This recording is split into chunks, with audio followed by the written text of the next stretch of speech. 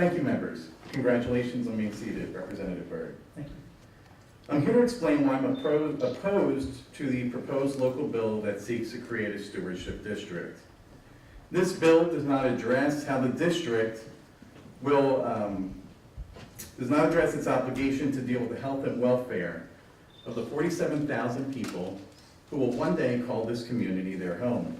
If you do the simple math and you estimate the poverty rate is 11% in Nassau County, and you apply that rate to this district, you could one day have 5,170 people who may need some type of help or assistance.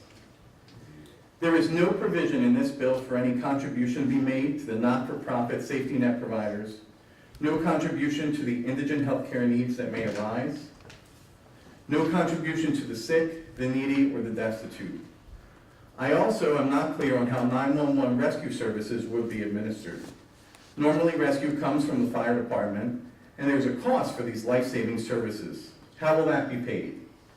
I see no provision for workforce housing in this bill, and nowhere does the bill outline how it will address the need for affordable housing, the need for housing for the elderly, the disabled, or those with low incomes. Will this just be a community for the well-off? And is the plan to create a gated community with restricted access? We should be told more details about this project. Finally, we all know that water quality is an important part of this discussion. There is no question that this bill will create an impact on the water supply and the natural resources of the surrounding properties.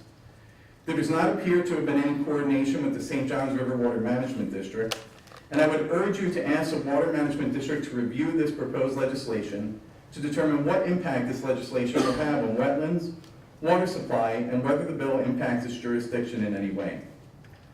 I oppose the language of the bill requiring non-interference from the legislature and would ask that you remove the requirement, as I believe it encroaches upon the sovereign power of state legislature and binds the hands of future lawmakers. Some may imply that this is anti-growth or fear of growth. That is false. It is concern of runaway development without full consideration to all aspects and proper communication with the public. Thank you, members.